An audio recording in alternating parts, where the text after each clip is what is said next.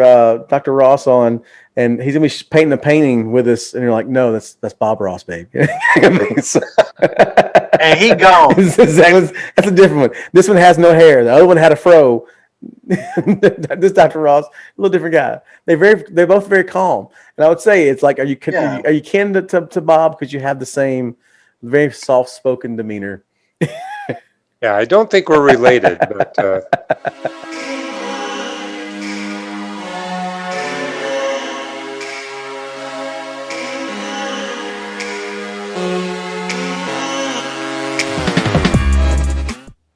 Guys around the world, welcome back to another installment of the Guy Stuff podcast, or as we like to call it, the Adventures of Guy Stuff. Yes, that's it. That's our new title. Yeah. But I'm your host, Anthony Claiborne, joined as always by my brother, John the Redman SB. And folks, we are out of our depths today. Oh, so deep. So deep. We are out of our depth. I'm going to let John actually introduce our esteemed guest. I mean, he just looks smart. I'm telling you. I mean, if you're on the YouTube looking at this, he exudes intelligence. And so we for who my co-host is talking about is none other than Dr. Hugh the Man Ross. He is the Rocket Man. He is the astronomer extraordinaire. You need that song in. Exactly. We'll put the Rocket Man song in. The astronomer extraordinaire, the astrophysicist, Dr. Hugh Ross, from Reasons to Believe. We are so honored to have you on. It is such a blessing. I'm gonna tell on myself a little bit here. When we first started the podcast, over a year ago now, I was like, the people I want to have on, if we can have these people on, my goal will be accepted. And you were on that list, Dr. Ross. And so you were like one of the persons that I was like, I gotta have Dr. Ross on. You were his well.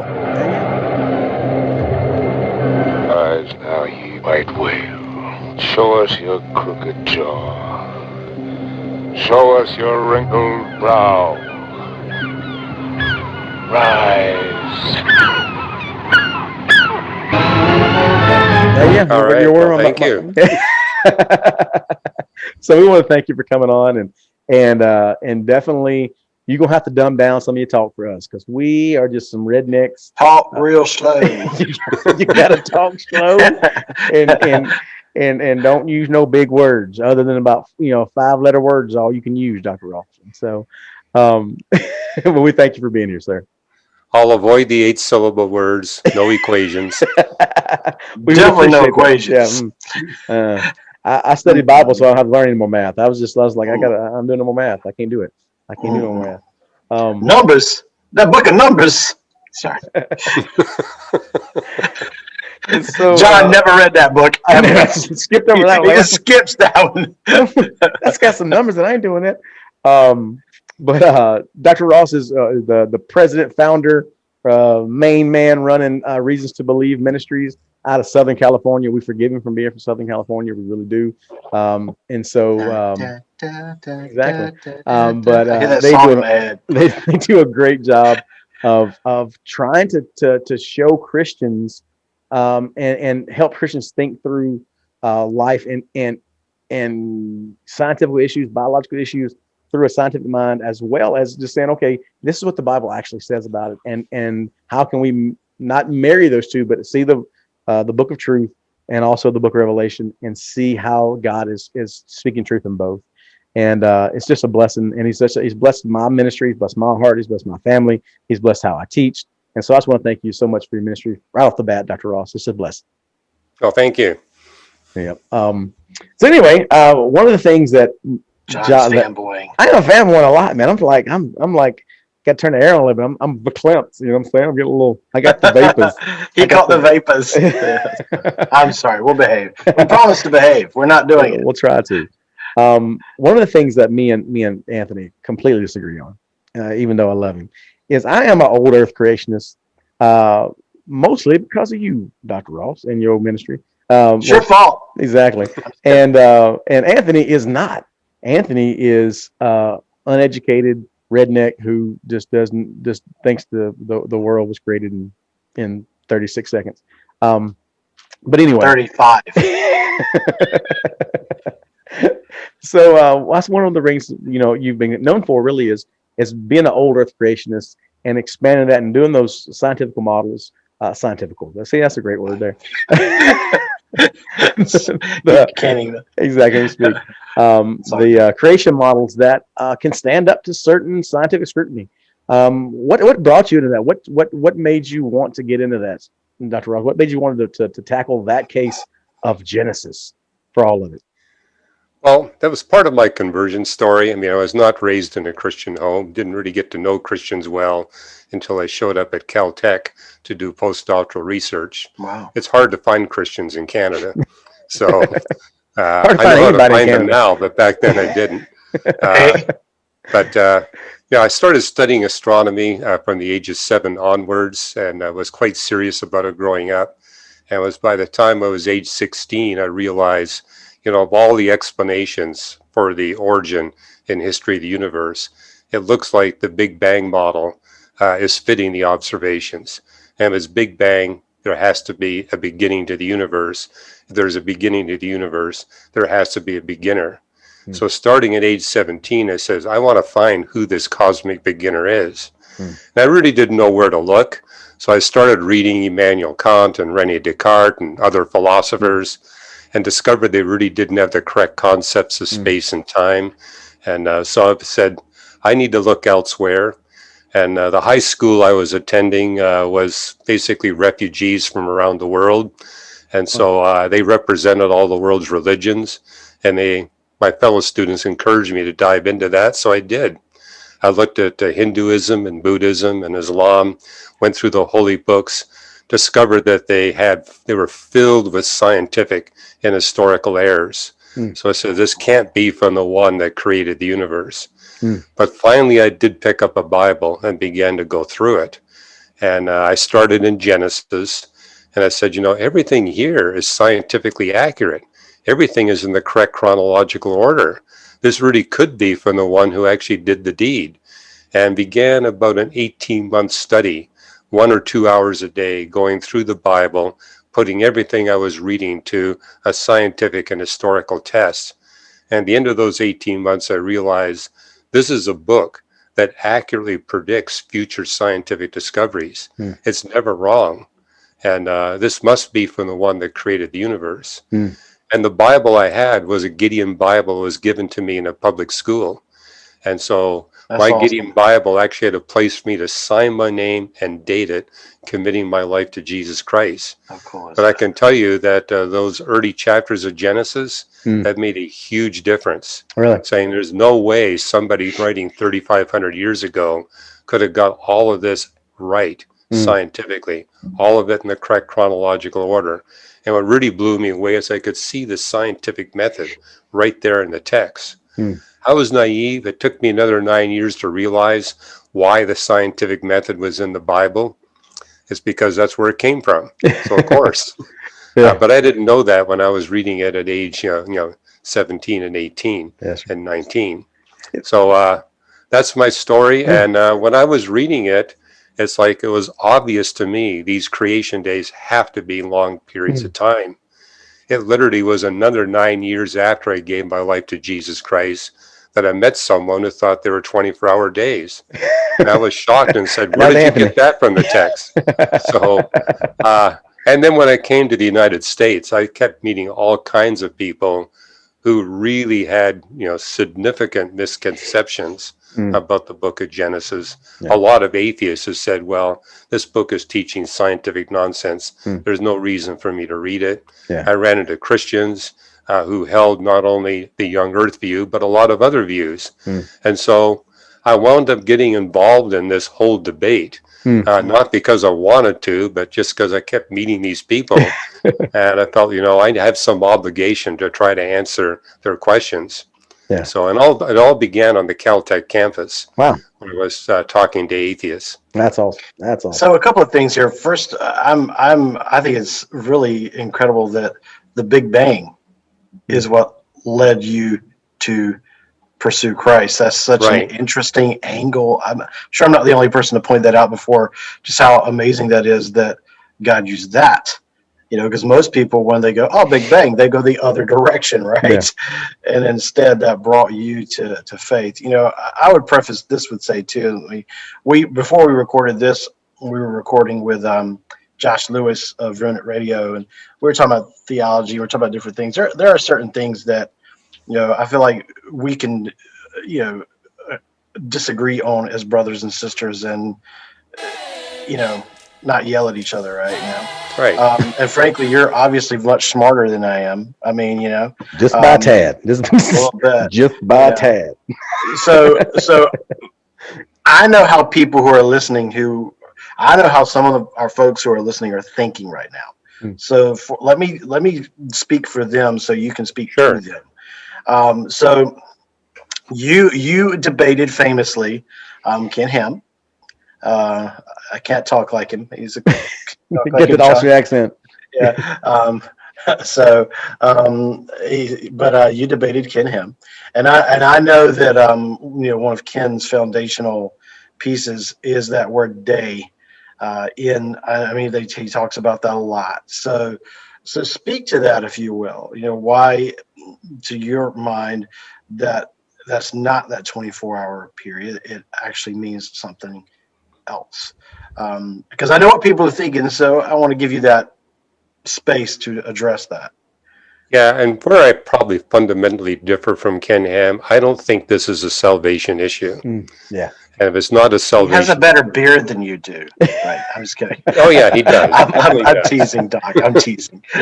But the other thing is that's a good point you brought up. This off the bat, like they literally, like Ken Ham and those guys really think this is a salvation issue. Like this is like, you are a heretic. I mean, I'm pretty sure he would. I don't know. He may have a question to your face, but he would say, "Does he think you're saved? Does he think you're just in error? Like, what have you?" Well, his comment is, he says, I'm not saying you're not a Christian, but I'm saying what you teach causes people to walk away from the Christian faith. And it's because he links the doctrine of the age of the earth to atonement. And it says, if you deny the atonement, you're denying the core of the Christian faith. And I totally agree with him on that. Yeah. But I say, what does the age of the earth have to do with atonement? Yeah. And as I talked to him, I realized, well, more important than what the word day is in Genesis 1 is the issue of death. If we take the Bible as written, it is very obvious that death, bloodshed, disease, suffering, animals eating each other, thorns, came into the world as a result of sin. The fossil record, then we have a fossil record laid down over millions of years before man that has evidence of animals eating each other, bones in their stomachs, bite marks on their bones, evidence of diseases in the fossil record. We see animal bones with evidence of cancer. The sixth day was all very good. Very good can only be defined in terms of how God sees good. And the Bible tells us that God is good and that God is perfect. And so a fossil record with diseases like brain tumors being described as very good certainly would not fit. In other words, the whole world has changed because of sin. In fact, Romans 8 tells us that the whole of creation groans in pain because of sin. As a Christian, one cannot consistently take millions of years and add that to the Bible. To do so, one would have to reinterpret the Bible's clear account in Genesis, which results in undermining the authority of Scripture. And so he believes that if it's an old earth, then you got animals dying before Adam sins. And he says a good God would not kill animals unless it was Adam's fault. Yeah. And so then he'll cite passages like Romans 5, saying, there was no death until Adam sinned. But if you actually look at that text carefully, it says death through sin came to all people. Well, the only species that sins on earth is the human species. So it's excluding everything else except humans. And it says death to all people. It doesn't say death to all life. Yeah. So the Bible, in my opinion, is silent on the death of plants and animals. It's focusing on the death of human beings. See, that's my thought is just even if there's no, if you take that to what they're saying and what I would say Anthony and is saying, and he can correct me on this, is saying there was no death whatsoever on the earth until Adam sinned. Then what do you do with bacteria? That's a living creature that's dying. Right. What do you do with even plants? They have to die. What do you do with? I mean, there's death there. And even Well, that's a good point. You got Adam and Eve eating in the garden before they sin. So something's dying. yeah, and something has to So- break down the The orange is digestion. just crying out with fear. Yeah. Ah. And the thing is, I always look to is go, that's the reason why they were, blocked out of Eden, was because God said if they go back and eat the tree of life, then they're gonna live forever in this damn state. And so the thing that I was I'm looking sorry, at, did you just cuss? no, damned, like I'm just damned as in Just teasing. For our one independent Baptist It's- listener, he did not just cuss. exactly. But so that it seemed to imply that the way they kept on living forever was through this biological matter that they had to ingest of some sort, unless you take it completely metaphorical, which I don't think any 7-day creation would say it's metaphorical. So there at least had to be something there. I mean, is my thinking messed up in that, Dr. Ross, or is I on the right track? Well, let me go back to the original question. I mean, the first time I looked at the book of Genesis, looked at Genesis 1, I said this word day must have at least 3 different definitions in the original language, because 3 are used in the first page. Because when you go through creation day 1, it's using the word day to contrast the daylight hours with the nighttime hours. And then in creation day 4, it's contrasting seasons, days, and years. That's day for 24 hours. But in Genesis 2:4, it uses the same word day to refer to the entirety of creation history. So that's day is a long period of time. And much later, I realized that Hebrew word yom has actually got 4 distinct literal definitions. It can also mean part of the daylight hours. And then I noticed that there was closure on the first 6 days. The first 6 days are bracketed by an evening and a morning. And at age 17, I didn't know what the Hebrew words for evening and morning were, but I said, at a minimum, it's telling us that each of these days has a definite start point and a definite end point. And I anticipated finding an evening and a morning for the 7th day, but there is no evening and morning for the 7th day passage. It's missing. And I said, okay, I wonder if we're still in the 7th day. And as I continued to read throughout the Bible, I found passages that explicitly stated we're still in God's 7th day. So I said, that's the day when God is resting from his work of creation. And as a young scientist, that suddenly turned on a light bulb in my mind saying, hey, wait a minute, this is interesting. The Bible here is saying that God creates for 6 days and stops on the 7th. And I said, because, as I ran into biologists, they all say, we see no scientific evidence for the handiwork of God. I said, well, of course, you're looking on the wrong day. I'm looking on day 7. On day 7, God rests from his work of creation. All you're going to see in your scientific investigation is the natural process. But when you look and say in astronomy, where we're getting our data from deep time, we see miraculous evidence everywhere. For 6 days, God creates.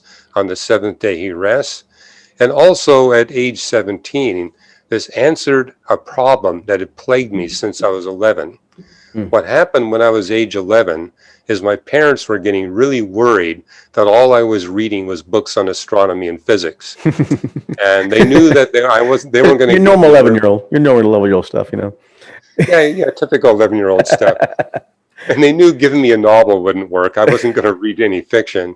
So they bought our family this big, thick book on evolutionary biology. I was the only one in the family that read it. Wow. But I told my parents, Mom, Dad, the numbers don't add up. Wow. We have all this speciation before humanity and virtually none afterwards. Yeah. When I read Genesis 1, it answered that fossil record enigma. Wow. For 6 days, God creates. That explains all the new species we see showing up before humanity arrives. And it explains why we don't see it after humanity arrives. God's at rest. Wow. And so, right away I realized these have to be 6 consecutive long periods of time, followed by a long period of time where God rests. And as I read through into the New Testament, I realized, Christ is going to create again. An 8th day is coming. There's going to be a new creation. And, right now, God's in a state of rest, but he will create again. And I began to think, maybe God's got several creation weeks laid out on his calendar for the future. That'd be interesting. Well, it could be interesting. Maybe he'll make grasshopper people next. That would be amazing. Like think of the basketball team, right? We're gonna circle back into that one in a second. We're gonna talk to Dr. Ross about some crazy stuff later. So we'll circle back into that. What's fascinating when you look at Revelation 21 and 22, it says that we're going to be magistrates and rulers and teachers over what God creates in the new creation and the angels he's going to bring there.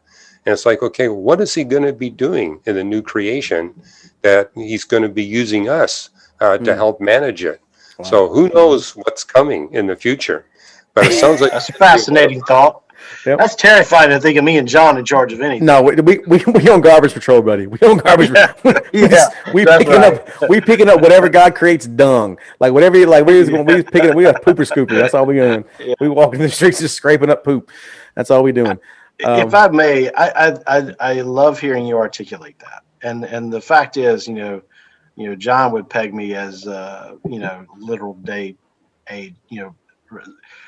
I think there are certain things in Scripture I'm still open to investigating. There's certain things I'm not, obviously, like the virgin birth, right? Yeah. But there's certain things that I'm still like, okay, and I think to hear you articulate that point, which was very well done, if I may add, is important for people to hear that. And so I thank you for that, for answering that question.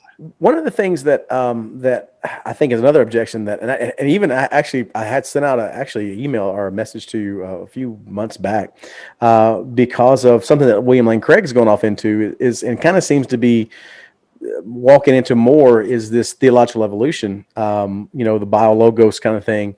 You guys actually endorse theological evolution? Do you guys? It's called theistic evolution. Yeah, theistic. Sorry, I'd say people at biologos actually prefer the term evolutionary creationism, and there is a difference. Okay. Theistic evolution used to encompass anyone who believed that God made the universe and life to be billions of years old, and he intervenes. It's now taking on a narrower definition. Really? Basically saying, the earth and, life indeed is billions of years old, and God intervenes, but in a way you can't really detect scientifically. And then a lot of theistic evolutionists are deistic evolutionists, where they believe that God created all of his miracles at the beginning of the universe, then let the natural processes he set up unfold everything. And the people of BioLogos said, that's not us. We're not deistic evolutionists. We believe that God is involved after the creation of the universe, but involved in ways that we cannot detect with science. And this is where we vigorously debate them. We say, no, we actually believe that science is a tool that actually can show the difference between God's miraculous interventions and what an atheist would say. Because my problem with theistic evolutionists is their model for the book of nature cannot be distinguished from atheism. It's basically the same. Yeah. God is hidden to such a degree, you can never discover God through the book of nature. And that's not what the Bible tells us.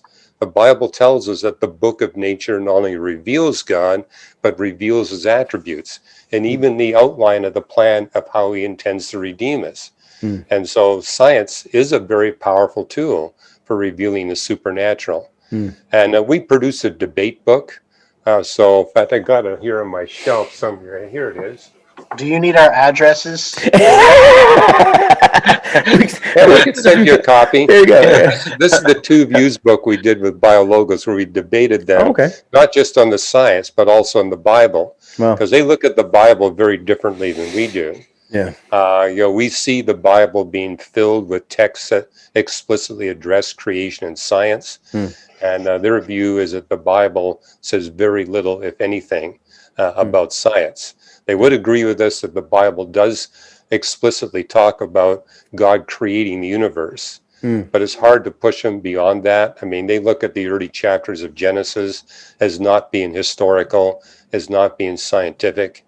And I found that strange because when I read Genesis 1 through 11, it's like, at least from my perspective, the author of this text is making every attempt possible within the Hebrew language to tell you this is a chronology of real events that occurred.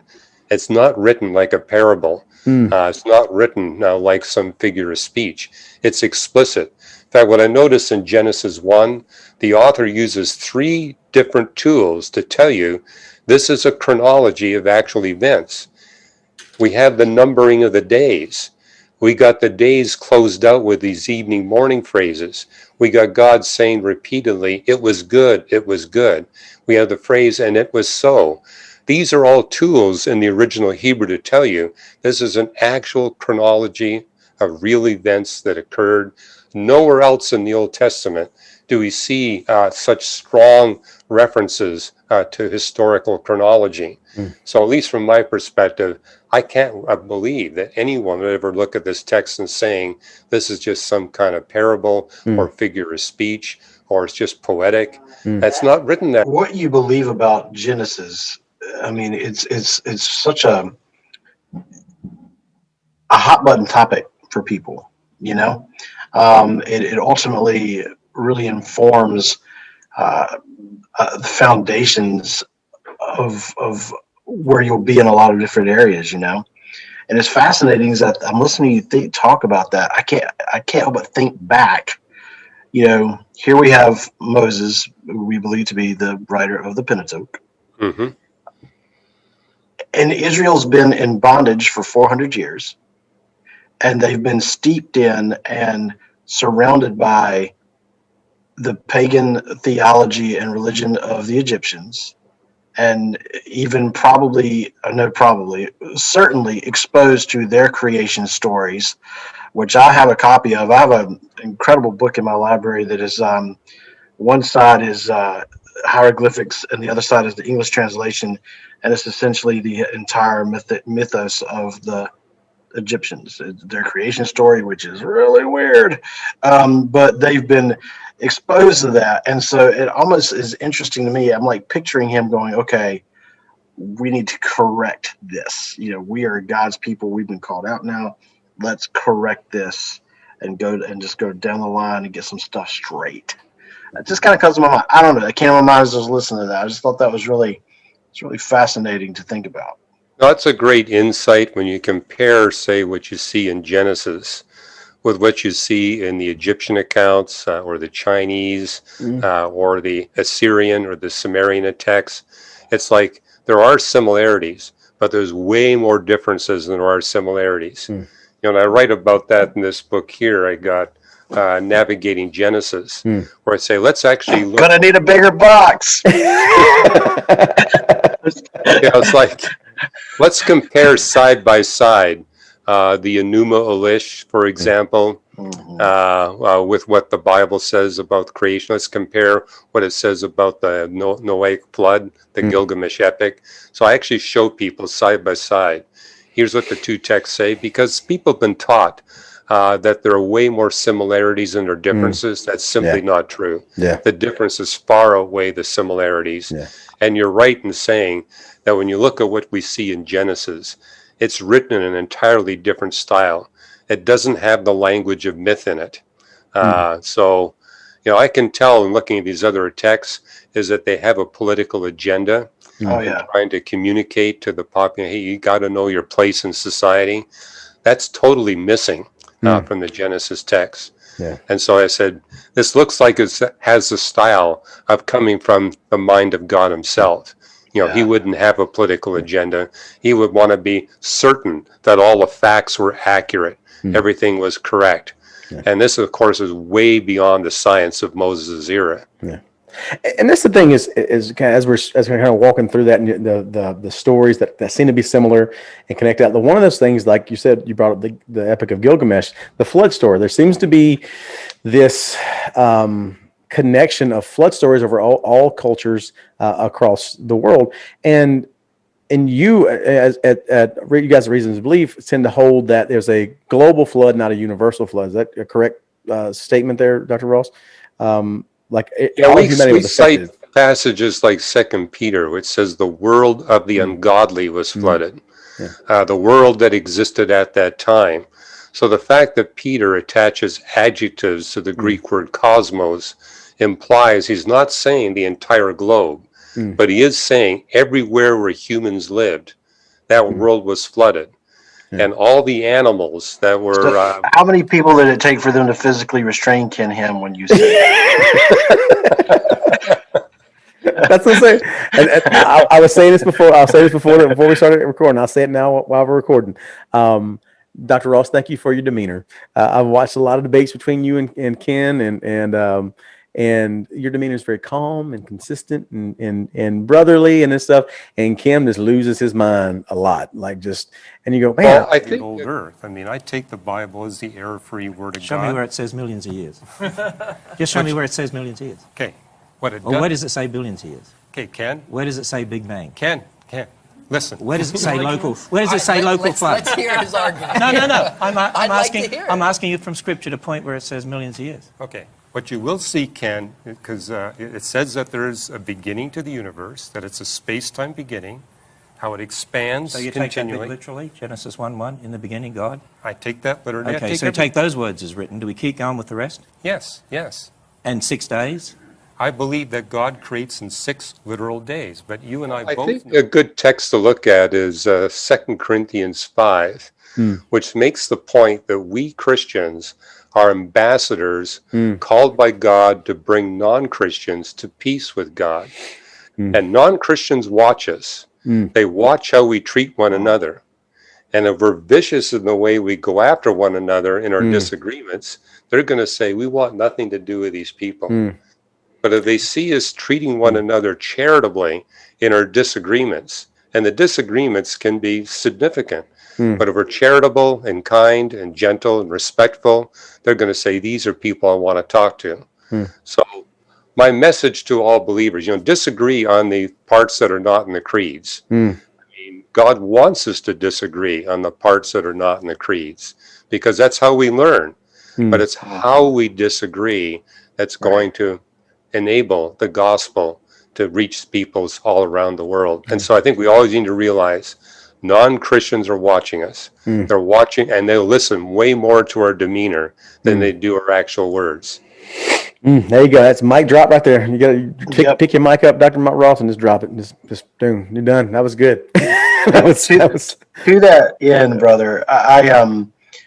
Again, I know Ken's work very well, and so I know how people in that vein think. So I want to approach this. And I think it's a very fascinating point that you bring up from Peter, that the world of the ungodly. I thought that was a very interesting point. You, of course, know, as an astrophysicist and as, again, someone who's had the opportunity to debate Mr. Ham, but we'd love to have you on, Ken. Sure, bring it on. The Australian accent. I'd be happy to engage Ken Ham on your show. I mean, there we go. That'd be amazing. There we go. There are elements within, I would say, call them kind of pillars of their teaching. Things like in the geological record that tend to lend themselves and show that, okay, there was a time when all of this was covered by water. Even the trench in the trench in the ocean kind of almost looks like the earth is like the Mariana Trench.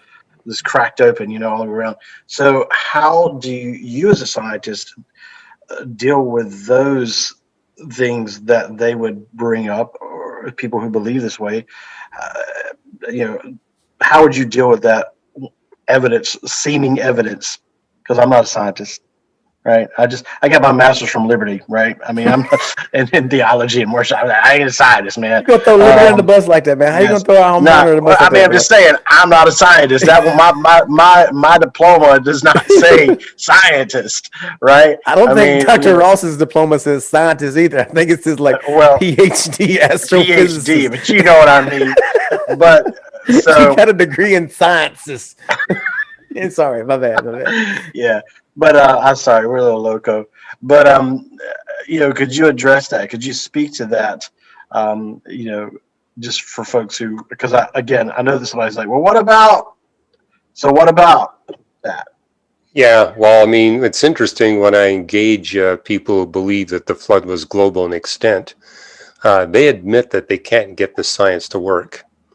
And they also admit that they have issues with what the Bible teaches on it. And so the fact that they are, and by the way, they don't do this publicly, but when I talk to them privately, they'll say, yeah, we have a problem. And there's special science clubs. Well, I mean, the problem is that they're trying to explain virtually all of Earth's geology with events that take place within about 5 months. That's a lot to squeeze into 5 months. That is a fair point. Yeah. I mean, for example, they will say, well, we think that the radiometric decay rates were different by a factor of 1 million or 1 billion times. And that's how they get the geology to go as fast as they need it to go. But then they realize, okay, there's a lot of radioactive stuff that's in our bodies, like potassium. There's potassium 40 in your bodies. And if you speed up that decay rate by a factor of 1 billion times, what does that do? It vaporizes your body. Matter of fact, if you speed up the radiometric decay rates by a factor of 1 million or 1 billion times, you're going to evaporate all the water on the face of the earth. And the Bible seems quite clear that the water remained liquid throughout that 13-month period. It didn't simply dissipate to outer space and God created new water. The text doesn't support that. And my young earth creationist friends admit that these are serious problems with their model. But their comment is, well, the Bible says it's global, so we have to go with that. And I say, well, have you really looked at all the texts, not just those in Genesis, but those in 2 Peter, and especially those in Job and Psalms and Proverbs, because those texts also address the flood of Noah. And I find what's interesting is when you look at the creation texts in Job and Psalms and Proverbs that reflect on the 6 days of creation, when they address creation day 3, where God transforms our planet from a water world to where we have not just water on the surface of the earth, but we have land masses to complement the oceans. And what it says in Psalms and Proverbs and Job is once the continents are in place, to quote Psalm 104 verse 9, never again will water cover the whole face of the earth. And so that explicitly rules out the possibility of a global flood. And it's not just stated once. I can show you 5 different texts in the poetic books. But you know, when I debated Ken Ham on this, he said, well, Hugh, you're citing poetry. And so I find it interesting that people who take a global flood perspective, they have a very different view on Hebrew poetry than I do. They would say, well, you have to interpret Hebrew poetry in the light of the narrative text. But you know, when I was taught a course on hermeneutics, looking at it from a biblical Hebrew perspective, is that we're to interpret the narrative text in the light of the didactic text. And in biblical Hebrew, some of your most explicit didactic texts are in the poetry, not in the prose. And so how I've responded to my young earth friends is saying, okay, where do we get the most explicit didactic teaching in the Old Testament on the doctrine of the Trinity? We get it in the poetry of Isaiah. So I think we have an English language bias, because in our English language, it's true. We don't usually use poetry to communicate didactic truths, but it's totally different in Hebrew. And so realizing this was written in Hebrew, not in English, and just seeing how powerful a tool is. Because actually, when you look at the Old Testament, the majority of it's written in Hebrew, in poetry. Yeah. And poetry was a tool that the Hebrews saw as actually being a superior way to communicate didactic truth than a narrative. And so that's a major difference I have with people like Ken Ham. I have a different hermeneutic when I come to the biblical text than he does. And I think that's why it's important for people who teach from the pulpit that they have at least some training in the original languages. the Koinonia Greek and the Yeah. biblical Hebrew, because it helps you understand, okay, how did these biblical authors communicate truth? Yeah. You, Wait, sorry. I would Go ahead. say you said something that was really, I think, so good, and I don't even know if you realized how good it was. Oh, he realized it. He Kick it over realized to you, John. He probably does, right? Because he's just that good, right? But we do have an English language bias. That is so huge. The even pastors are guilty of interpreting scripture through an English language lens, and even when they try not to, even when there's a concentrated effort to not do it, it still kind of sneaks in. We have to be very careful of that. Well, I think one way we can help that for people who are not trained in the original languages, look at all the different English translations we have. There's over 40 what I would call high quality translations of the original into English.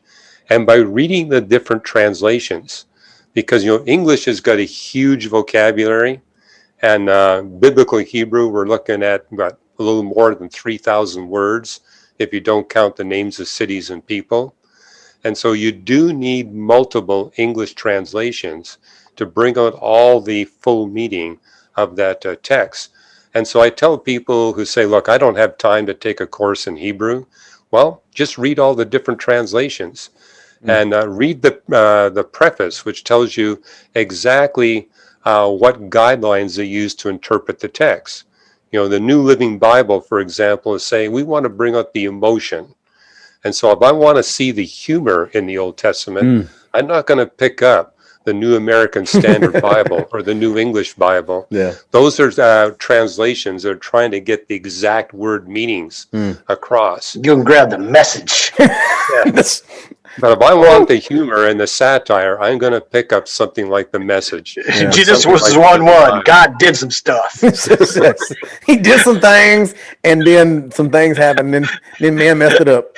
All of Genesis. That's Yeah. Genesis right there. Yep. One of the things, like, it's kind of shifting gears a little bit from the Hebrew there and the stuff. Really moving on to some of the astronomy side of it, and even in your debates with Ken Ham, you talk about being in astronomy. You're always looking in the past. You're never looking in the future. You never can see present. You're always looking in the past. And you make a statement, which is an amazing statement. And it's a very huge statement. That astronomers can look back to a nanosecond after the Big Bang and see the densely tight, matter, and then the expansion. And Ken and whoever, I don't know if it was Mr. Ken or Dr. Ken or whoever it was that you were debating, was like, no, that's a lie. You can't do that. And it seems very hard to wrap your mind around that you actually can see right after the Big Bang. How does that work in astronomy to see the universe so tightly connected? And is it through a telescope? Is it just through like the Matrix and the ones and zeros? Like, how does it work to actually see that? Well, the farther away you look at objects through your telescope, the farther back in time you're seeing, because of the velocity of light. It takes time for light to travel from those distant galaxies to your telescope. And we now have telescopes that are so powerful, we can see far enough away where galaxies haven't formed yet. Wow. We actually see the emerging star clusters beginning to come together to form galaxies. And the new generation of telescopes that's coming, optical telescopes, will actually be able to see the very first stars that are formed. We can't see them yet, but that will be coming with the James Webb Telescope that's going to be launched within a few months. Wow. But in radio astronomy, we can see the radiation that's left over from the cosmic creation event. And it pervades everywhere. And that actually shows you what the universe was like when atoms began to first form. Wow. Because in Big Bang cosmology, the universe starts off infinitesimally small and nearly infinitely hot. But as it tells us 11 times in the Bible, God created the universe with a property of ongoing expansion. We live in an expanding universe. And that's something we clearly see through our telescopes. So as the universe expands, it cools. And it gets to a point where it cools sufficiently that atoms can begin to form. And when that happens, that's the first time you can see distinctions between hot spots and cold spots in the universe, because of all the atoms are totally ionized, everything looks the same. Yeah. But once atoms form, you get to see that distinction. Well, that shows you what the universe was like when it was 380,000 years old. Wow. Wow. However, when you look at the polarization of those maps of the radiation left over from the cosmic creation event, it shows you the condition of the universe when the strong nuclear force was separating out from the electroweak force. That happens when the universe is 100 billionth of a trillionth of a trillionth of a second old. Wow. So that's how close we can get to the cosmic creation event through our telescopes. Wow. Does anybody else's head hurt? Is that just me? Because That is awesome. I'm like, wow, man, it blows my mind. It really does. Well, it explains why it's in astronomy we get the most compelling scientific evidence that there must be a God that created it all.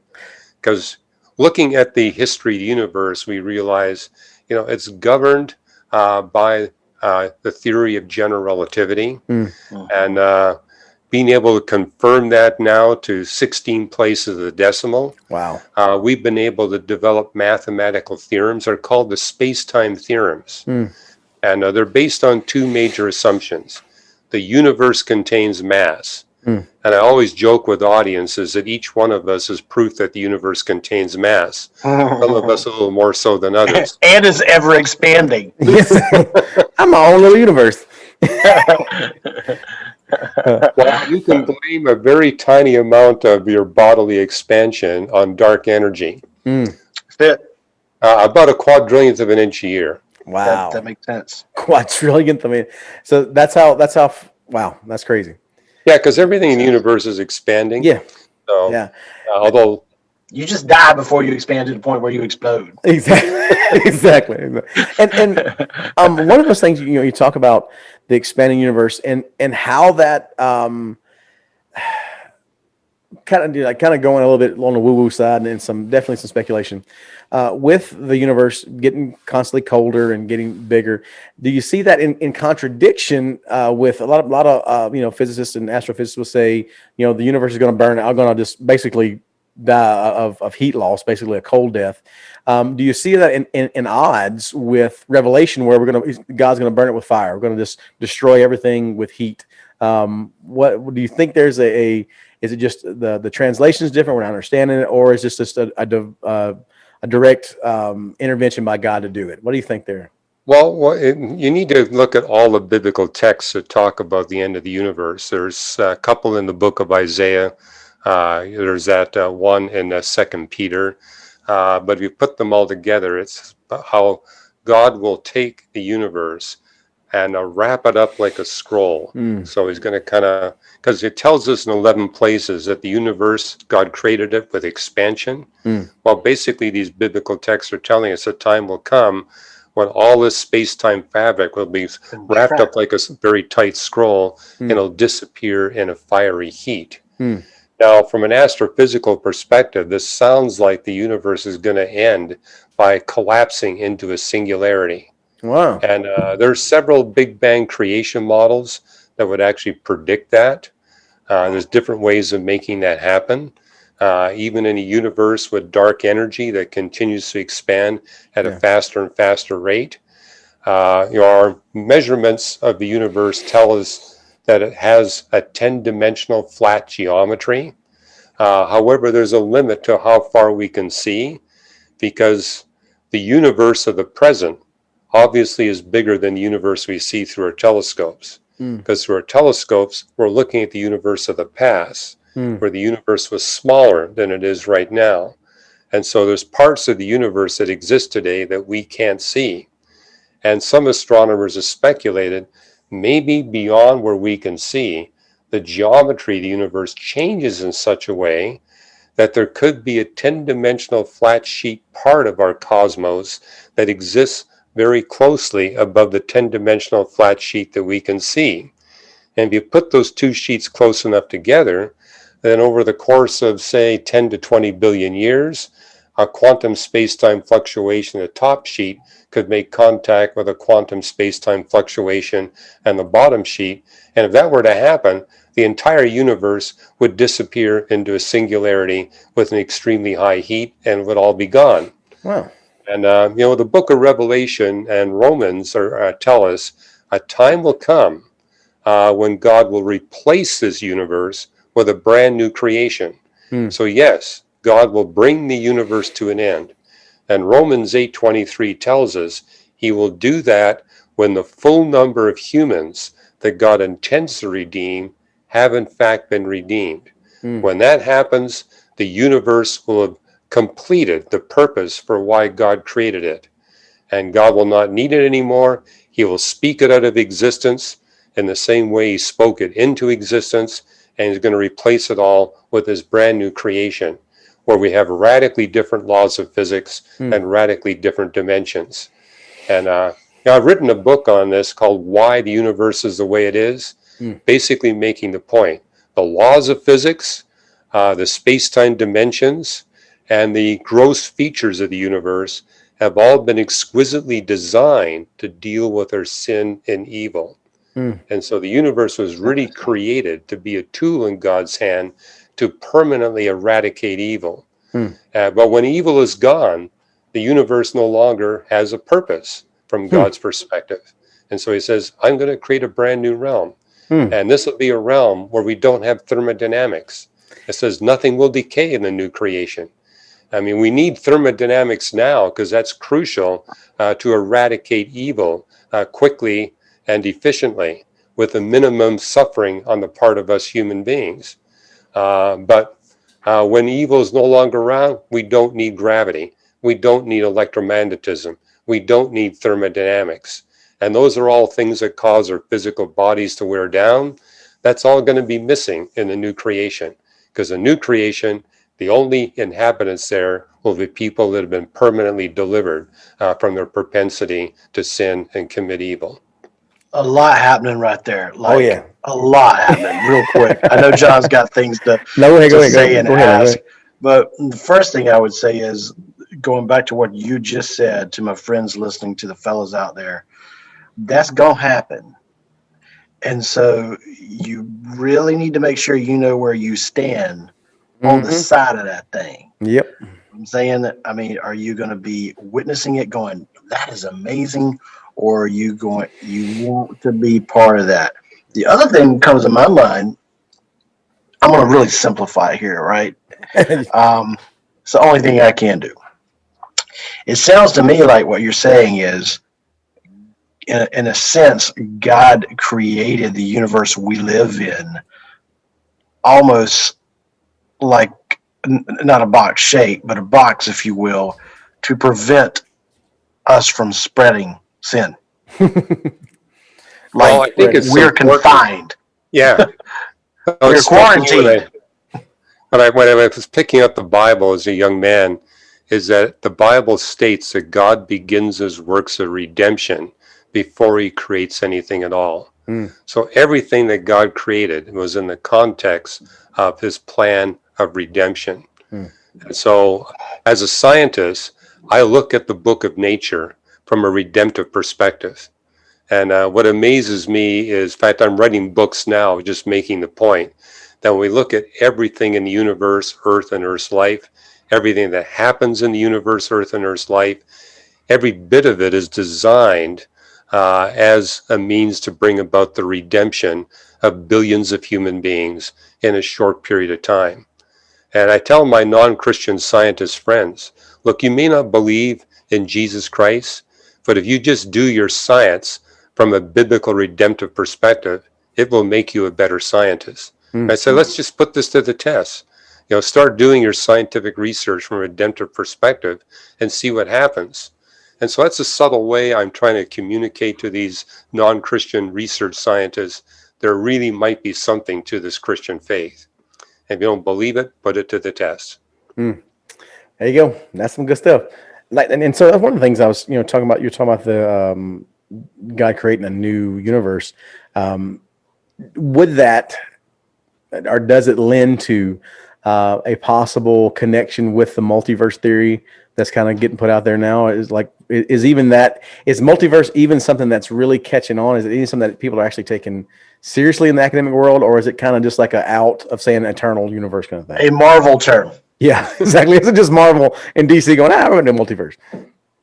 Well, I remember back when I was speaking in the 1980s, telling audiences, this fine-tuning evidence that I'm talking about that tells us that there must be a God like the God of the Bible, eventually that evidence will become so overwhelming and so pervasive, atheists will have nowhere else to go but to speculate that there's an infinite number of universes where they're all different, to try to explain away this fine-tuning evidence. But the problem with the way atheists frame the multiverse is that it's self-defeating, because the very arguments they use to try to explain away all of God's designs simultaneously explain away all human designs. And so I share with my atheist friends and say, what about the multiverse? I say, well, if you really believe that, with a multiverse where every universe is different from every other, you're going to have an infinite number of planets, just like planet Earth. And those infinite number of planet Earths, you're going to have an infinite variety of birch tree species. And everybody knows about birch trees. They peel white pieces of bark. But if you've got an infinite variety of birch tree species, you're going to have at least one of those species of birch trees that will peel thin pieces of white bark that are perfectly rectangular, that measure 8.5 by 11 inches. And these pieces of bark are going to fall on soil with random, molecular structure in it that will make stains on the pieces of white bark. And with an infinite number of universes, you're going to wind up with these pieces of white birch that will have all the equations, diagrams, figures, words that you see in every scientific research paper that's ever been published, which would tell us all those papers did not come from the minds of research scientists. The multiverse did it. And so basically the way atheists frame the multiverse is that it's philosophically inconsistent. Or the multiverse is God.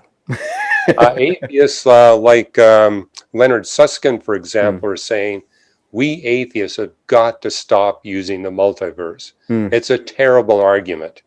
And what I've done is to come up with analogies to help lay people understand why it's a very bad argument, and why we really need to look at that fine-tuning evidence and say, what does this really say? And today we really do have an overwhelming case that this fine-tuned evidence not only reveals there must be a God behind the universe we observe, it must be a personal God, and it must be a redeeming God. I mean, I give lectures where I say, completely independent of the Bible, I'm going to show you just from the astrophysics that God must exist, it must be a personal God, and it must be the redeeming God that we see revealed in the Christian faith. Because I get that a lot from people saying, look, I don't want you using the Bible, just use science. Can you show me that there is a Jesus Christ that's there to redeem people? And I say, yeah, here's how you can do it.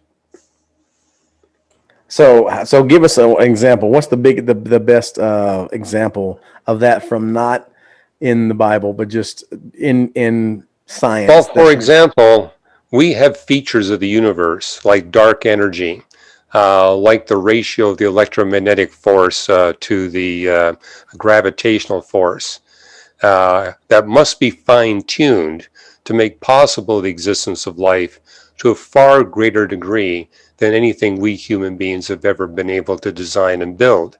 So, for example, we're just looking at the fine-tuning you need to build into dark energy to make life possible in the universe. The degree of fine-tuning is superior to the best example of human fine-tuning by a factor of 10 to the 99 times, which tells us that the one that created the universe and designed it so that physical life can exist within it, at a minimum, is 100 trillion times more intelligent and more knowledgeable than our most brilliant scientists.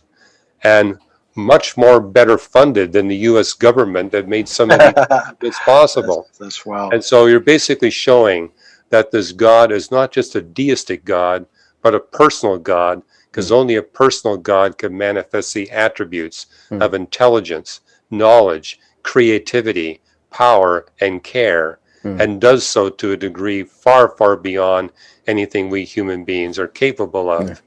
But then I like to take it one step beyond that.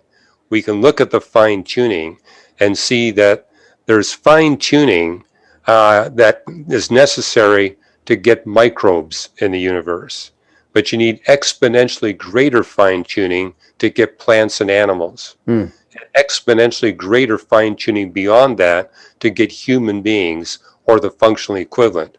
But where you get the greatest fine tuning evidence, and it's exponentially greater, is what is needed for billions of humans to be redeemed from their sin and evil. So it tells us it's not just a personal God, it's a God that created with the intent of redemption. And it's a God who wanted to have relationships of love with us. Because after all, God could have created us with weak free will, where we would never have the capacity to disobey him. But if we have weak free will, we have weak love. God gave us strong free will, and because of that strong free will, we can experience love and be able to express love at a very high degree. Because people always ask me, why did God take the risk of having so many human beings rebel against him and choose to side with Satan rather than their creator? And it's because God wanted relationships with strong free will so we could have a very high expression and a reception of love. And but then God set up the universe in such a way that literally billions of us will say, you know what? I really want relationships with this creator. And so we choose our free will in that direction. And I love the way that God set up the physics of the universe, gravity, electromagnetism, thermodynamics. It's all designed to motivate us to avoid evil and pursue virtue, and to discover we need God's help to avoid evil and pursue virtue, and to actually begin to experience and express the love that he wants us to express. The universe is all designed to guide us in that direction. So, like, with you talking about the guidance and stuff like that, and how God works in personal relationship, pulling them back to Christianese and Christian culture and Christian ideas, where do you line up? And I've listened to you talk a lot, and a lot of your lectures and a lot of your speaking. Theological lines, we're going to kind of shift along there. Where do you line up more? Are you more on the being an astrophysicist on the determination of Calvinism? Or are you kind of on the Arminian free will completely, or how does it work? Where do you kind of fall in that line there? He's going to the shelf. He's going to the shelf. He's going to the bookshelf. Yeah, I wrote an entire book on that subject. This is one, Beyond the Cosmos. There we go. That book that box rather just keeps getting bigger and bigger. Oh yeah. UPS man gonna hate us. No. This is actually part of my conversion story, is looking at the different holy books or religions of the world and realizing all except one of these books is written from the perspective of the dimensions we human beings can experience. So, for example, you look at Islam or Hinduism or Buddhism, their descriptions of heaven are what you can visualize within the context of length, width, height, and time. Yeah. When I picked up the Bible, I saw this is a book that's teaching doctrines about God and about us that cannot be visualized within the space-time dimensions we experience. I mean, the Trinity is an example. You're really not going to be able to comprehend everything the Bible teaches about the Trinity if you try to understand it in the context of length, width, height, and time. But one thing we see in astrophysics, God created the space-time dimensions of the universe. So he's not limited by those space-time dimensions. And actually, astrophysics and theoretical physics has progressed to a point where we realize there's actually 6 tiny space dimensions that complement the 3 big space dimensions of our universe. So our universe is 10 space-time dimensions. But God created all that. He's bigger than that. He's not limited by those space-time dimensions. So what I've done in Beyond the Cosmos is take on this issue of divine predetermination and human free will. And as you heard me say, I believe that God gave us strong free will, not just weak free will. How do you reconcile strong free will on the part of us human beings with a God that predetermines every action we perform, every word we speak, and every thought we think before He created the universe? It cannot be done in 4 space-time dimensions. What I do in this book is show you 3 different ways it can be done in the context of God operating in the equivalent of 3 independent dimensions of time. Now, every one of the solutions I offer could be incorrect.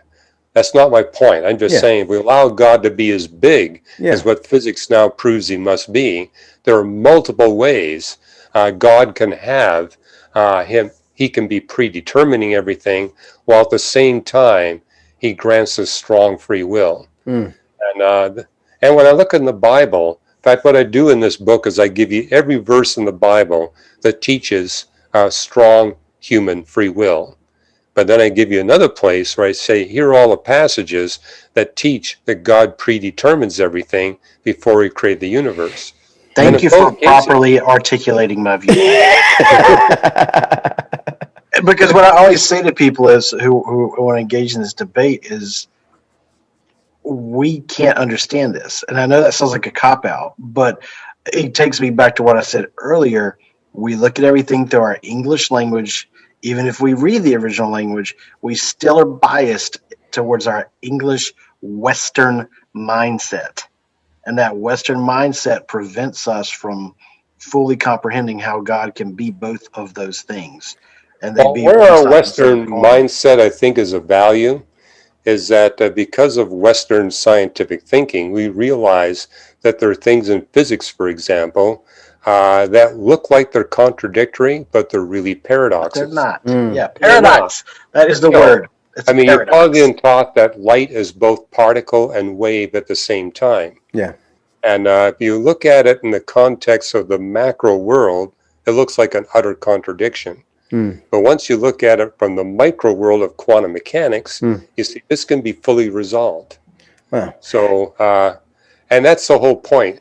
If we get God's perspective on this issue, what looks like a contradiction is now a resolvable paradox. And the fact that the Bible has these paradoxes tells us it must be inspired by the one that transcends the physics of the universe. That's what's so different about the Bible. It's a transcendent book. You don't see that in the Quran. You don't see that in the Hindu Vedas. It's not even well written. And that is one thing that is so beautiful and so interesting. I'm just very lay person reading of quantum mechanics and understanding how things are like I said, it's a completely different functioning universe, how we think, how things happen. And just trying to even delve into quantum entanglement just makes my mind hurt. Like, see, you speak on that a little bit, like that should, like you said, show some part of transcendence when you actually have particles that are on the other side of the planet actually communicating between each other and being able to move and sync and actually effectively be in 2 places at one time. Does that lend more towards Christian worldview, biblical worldview? How does that work with quantum mechanics? Because a lot of people seem to think quantum mechanics is going to explain away everything that is supernatural and that's God. Well, quantum mechanics is very powerful for explaining what happens at the atomic level, the micro level. Once you get to things that are as big as, say, a millimeter across, suddenly all these quantum effects will average out in such a way that you don't need quantum mechanics to explain what's happening. However, what I found fascinating is that quantum mechanics is based on what's called the Heisenberg uncertainty principle. Mhm. It's because of that Heisenberg uncertainty, you get these weird things happening. Hmm. But the uncertainties will average out over a large population of quantum entities. And then you just use things like Newtonian mechanics Yeah. or relativity to understand how things operate. Just You tell me mechanics about it. yeah. We'll just get right on that. Good. Glad to hear that. So, all right. We'll put a little like a how-to video on Newtonian how mechanics to- up here. Yeah, mhm, we'll do that. Yeah, but So- here's what's really fascinating is that in order to make everything work so life is possible in the universe, you have to have quantum uncertainty. If you don't have that quantum uncertainty, atoms and molecules will quickly decay. We need stable atoms and molecules. That requires this quantum uncertainty. But if you were to make the uncertainty slightly bigger or slightly smaller, then suddenly there's no life possible in the universe. Wow. For example, in your body, there are proteins that work just like transistors. And transistors operate on the function of this quantum uncertainty. Make the uncertainty larger, these proteins fail to operate. Make the uncertainty smaller, they fail to operate. So even the uncertainty must be fine-tuned. That also applies to things called like statistical mechanics, where you got uncertainties, Brownian motion. But there's actually motors inside your cells that operate taking advantage of the statistical uncertainties and the statistical mechanics. So the fact that God, I mean, there was Einstein who said, does God play with dice? And the answer is, he does play with dice, but he very carefully designs the dice to get exactly what he wants. They are loaded The dice. uncertainties are fine-tuned. Yeah, that's awesome. That is awesome. All right, so I'm going to jump tracks on you completely, Doc. So, an astrophysicist, someone who deals with stars and space, we have to ask here you it this comes. question. Here comes Dr. And Ross. we have to. Aliens. Yes, no, maybe. Well, I'll tell you a story. I mean, I started studying astronomy, as I said to you earlier, when I was 7, was very serious in it. When I was 16, they made me the director of observations for the Royal Astronomical Society of Canada and the Vancouver chapter. And I said, hey, we need to be at the Pacific National Exhibition. Let's see if we can get more people interested in doing amateur astronomy research. And so we set up a booth there, but they put our booth right next to the Flying Saucer Club. And so people would go to the Flying Saucer people and they'd come to us and say, what do you think?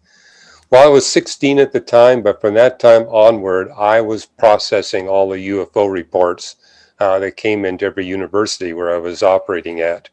So I wound up with decades of experience processing UFO reports. And I can tell you the vast majority can be explained as natural phenomena or a hoax or some secret military activity that's going on. But there's a 1% residual that cannot be explained away. And what's interesting about that 1% is that we can prove it's real, but we also can prove it's not physical. These are not aliens like us coming from another planetary system. Because when you look at this residual 1% database, people can report these UFOs going through the atmosphere, and they're moving like at 18 to 25,000 miles per hour. But as you observe them coming through the atmosphere, no sonic boom and no observed heat friction with the so-called craft. But there's two. So are they spiritual? That's what I'm getting to, okay? Because they'll I'm crash sorry. into Let the earth. man talk, Anthony Golly. Sorry. You asked my question. Let him excited. talk, man. Dang. There's actually 2,000 documented cases where these things crash into the earth. And when they crash into the earth, they leave a crater. You can see an indentation. Vegetation is damaged. If there's snow, the snow is melted. But when you go to the site, there's no debris, there's no artifacts. Now, this has to be real because something had to create the crater. something had to damage the vegetation and melt the snow. But there's no physical evidence. We're dealing with non-physical reality.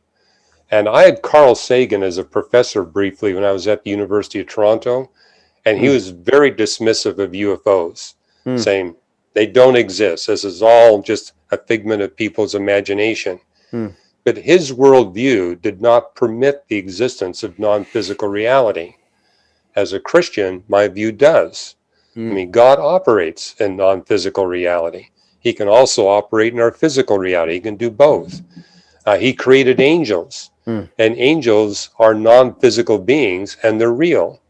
And so unlike Carl Sagan, I'm willing to look at the fact, hey, maybe we really have been visited, but we've not been visited by physical aliens. We've been visited by non-physical aliens. And when you look at people who have had close encounters with these UFOs, closer than 500 feet, the impact is always deleterious. It's never beneficial. The best you're going to come away with if you have one of these really close encounters is recurring terrifying nightmares.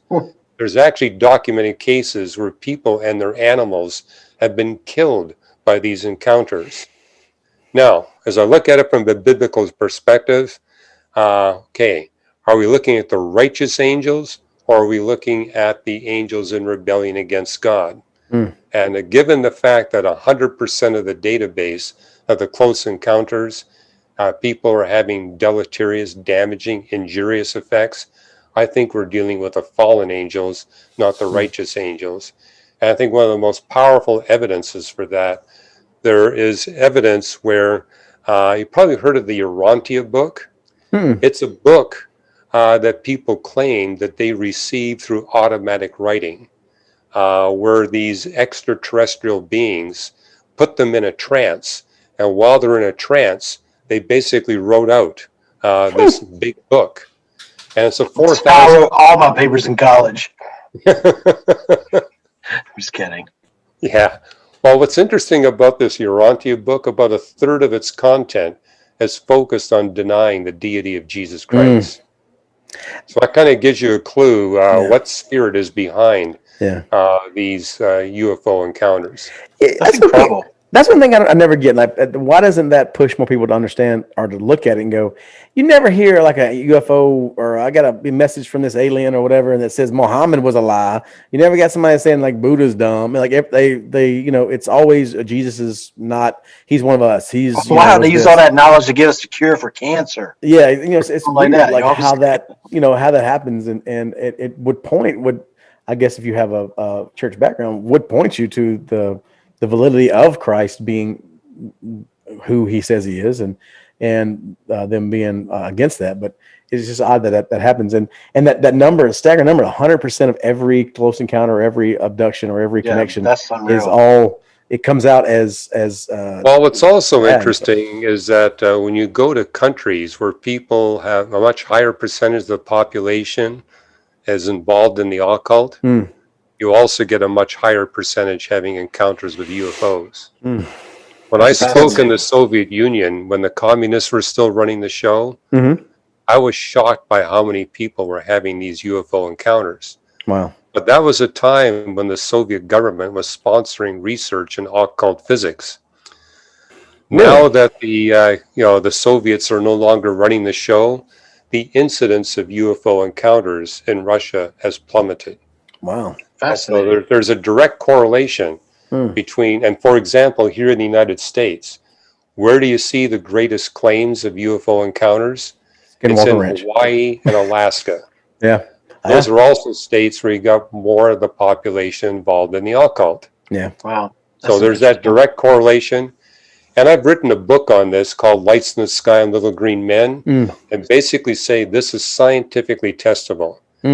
If you will put away your occult objects and your occult involvement, that will be the end of your UFO encounters. Wow. Sounds kind of like biblical. Yeah. Yeah. Well, it's also interesting. I know of 6 other physicists that have written full-length books like I have on UFOs, and I'm the only one of the 7 that's a Christian. These other 6 all agree with me, however. We're dealing with interdimensional beings, Hmm. beings that live in dimensions that we cannot access. Wow. They also agree with me, these beings mean us harm. They Mm. mean to deceive us. They're Mm. not good. And some of them will refer to the fact that there's a one-to-one correspondence between what we see in the UFO database and what we see in witchcraft and the Mm. occult. Mm. So I find it interesting that even non-Christian research Yeah. physicists Making who've a devoted connection. their lives to studying this basically come to the same conclusion. Yeah, that's crazy, man. It's definitely should stop and make people think about what they're getting into. Because I mean, it does kind of pull you in. The UFO phenomenon does kind of pull you in. It does kind of make you want to go, like, what else is out there? What's there? And even like the what's it, the Amalama thing, the flying debris that come through what last year, the think it's a possible sail Right. what was it, the name of it? Abraham Lieb at Harvard is Yeah, suggesting that. that guy, yeah.